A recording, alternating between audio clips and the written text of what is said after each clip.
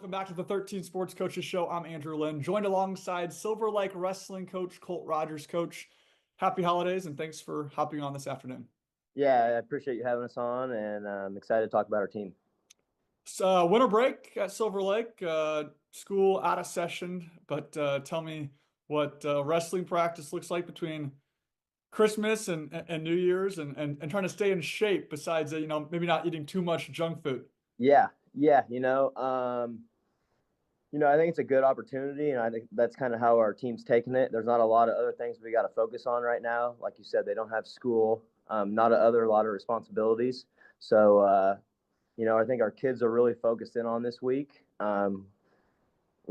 kind of came into this week knowing that it was going to be a hard week. We're going to take advantage of the free time that we do have, and really work hard this week to improve our gas tank, get in better shape, and spend a little bit of extra time in the room because we don't have any competitions this weekend, and we kind of just train through this week and really try to get the best out of it. What does this week look like in comparison to other weeks where you do have competition and you have more time to do stuff? What is kind of training look like per se over winter break? Um, Maybe practice being a little bit longer. Um, you know, During competition weeks, you're always focused on your weight cut, making sure that you're down to weight. You are focused on, maybe who you're going to wrestle and some of those things. But really, this week's just kind of all about us. We're focusing on what we need to get better at. The areas that we want to get to and where we want to score. We kind of call those dominant positions. And then focusing on the areas of, hey, this is maybe somewhere where we need to get better. So we're kind of putting them in uncomfortable positions and really just focusing on the small details in certain positions and a lot of live wrestling this weekend conditioning. We're really pushing them mentally and physically this week to like I said, we don't have competition this weekend, so we're really getting after it, and the kids have embraced it, and it's been a lot of fun. Tell me about where this group is at.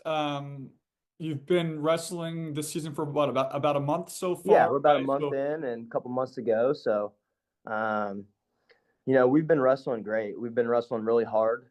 We've kind of talked about, we're not wrestling at our best yet. We're planning and we really want to peak here, at the beginning of February. And so, we're just trying to take it one day at a time. We have big expectations for our team. Um, but we're just focused on maxing out every day. And, we have kids that enjoy coming to practice. They want to be in the room. They're excited to get there. And that energy's been showing this week. They've came and they've got after it right from the opening whistle. And they've really bought into maxing out every drill, maxing out every day. And we're just kind of trying to stack good days on top of each other right now. Silver Lake has had a successful wrestling program historically. Just wondered what goes in to making, you know, Eagles wrestling successful. What are kind of the tenets that you guys kind of lean on or preach? Yeah. I think if you talk about our five main pillars, it's attitude, effort, consistency, leadership, and having faith. I think our kids do a great job. Like I said, they enjoy coming to practice. They're thankful to be here. They like to come work hard. Just having an attitude of gratitude. And they chose to do this. Wrestling is a hard sport, but they embrace that toughness. And they come in and they work really hard. And then we kind of talk about, all the time, we don't really worry about wins and losses. What we're worried about is how we compete, what our attitude is and what our effort is day in and day out.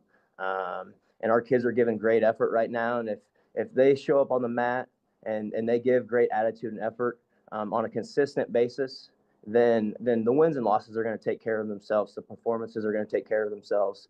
And I think this year the leadership part, we've got a pretty mature team. Um, we've got some guys that have some experience, some girls that have some experience, and really I think an important part of our team this year is we're really a player-led team. The boys are kind of just getting going up there right now, and I don't have to really worry about are they up there doing the right things. I know that we have the leaders in the room that if there's not a coach around, they're going to be doing the right things.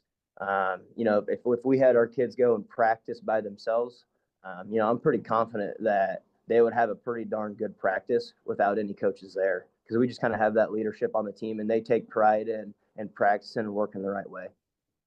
Girls wrestling is on the rise continually. I know across the country and probably in Kansas, numbers are up.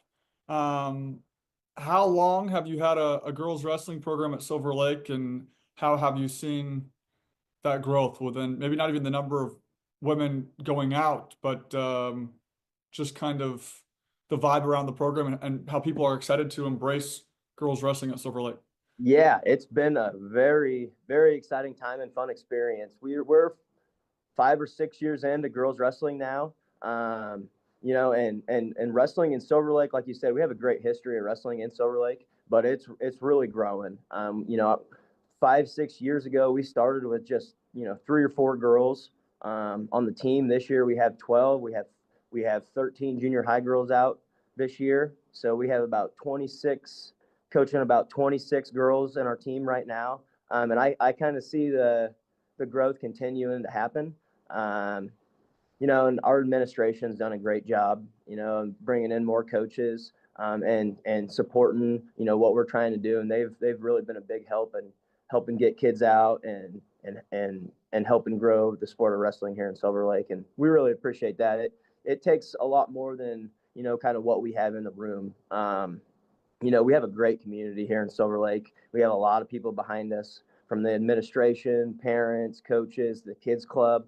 All those numbers are growing. Our parent numbers are growing. Our kids club's growing. Our junior high girls program's growing. This is the most we've had in a high school girls team this year. So it's been a lot of fun to see that growth and them fall in love with the sport, and just kind of learn along the way. It's came a long ways. You mentioned the kids club, and I want to follow up on that. How important is that to introduce the sport, and then you can figure out when, and I know it's, you know, a kid's perspective of the sport may change when he's, he or she's 5 versus 15, but how important is it to build those foundational skills then? Are you even interested? And then, like you said, the sooner you learn, by the time you get to middle school or high school, you've already had a few years under your belt. Yeah, I think that's huge. It's that experience. If you've kind of been in the sport of wrestling, and if you go to, it doesn't matter what level of state you go through, 2-1A, 4A, 5A, 6A. If you look at the 6 girls that are usually on the podium, at the state tournament, you see a lot of the same faces. You see a lot of the kids that are wrestling kids club. You see them all those Saturdays, before they got into junior high and high school. And it just seems to be, I guess it's probably because the kids that are doing that really put the time in and sacrifice, and their parents are putting the time in and sacrifice. You're traveling every weekend, you're on the road. It takes a lot of work. It takes a village. Like I said, it's not just the coaches and the team. A lot of people, they need a big support system, in order for them to be successful and give them the opportunities, and those sacrifices that the parents and everyone are making week in and week out, just seems to help get the kids there and be ready for when that big stage happens. And those kids seem to be the ones that love wrestling, And so if you want to go find tough competition, some of those kids club tournaments, there's some great wrestlers, and girls wrestling's gotten so much deeper and stronger. And you go watch some of these young girls wrestle now, it's really impressive how good they're getting, how fast. It's been fun to watch. Colt, finally for you, just a little bit about you. You've been in this position now for, I want to say, this is your 3rd season. 3rd year's head. Yep, I've been in Silver Lake for 8 years overall now. What So was the biggest jump? I love getting perspective from assistant coaches where you're right there, and I think assistant coaches sometimes are undervalued because you always look at the head coach, but you guys pour just as much time, if not more time, into that program. But what is it like now to be the guy that people looked at and say, I supposedly have all the answers?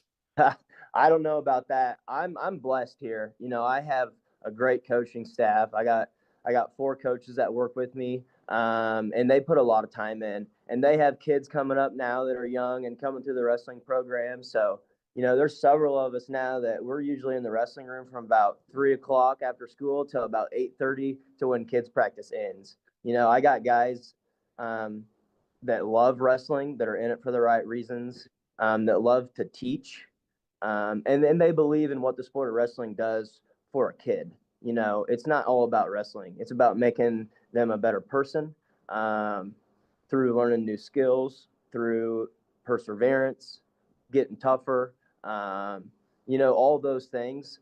And, they might say, they might look at me and say, hey, he's the head coach. But I have assistant coaches that put a ton of work in, spend a ton of time with the kids. And I'm just grateful to be in this position to, give back to this community and these kids, because I had coaches growing up, through kids club, through junior high and high school, that affected my lives. They're like a father figure to me. They're mentors to me. I wouldn't be the person that I am today without some of those coaches that I had experience with. And it really is just a blessing to be able to do something that I love, and hopefully make an impact and be a small part of this community, and helping raise kids that are successful, and live and compete, and do things the right way. Well, Colt, that's it. Thanks for your time. Happy New Year and best of luck the rest of the season. I appreciate it. Thanks again.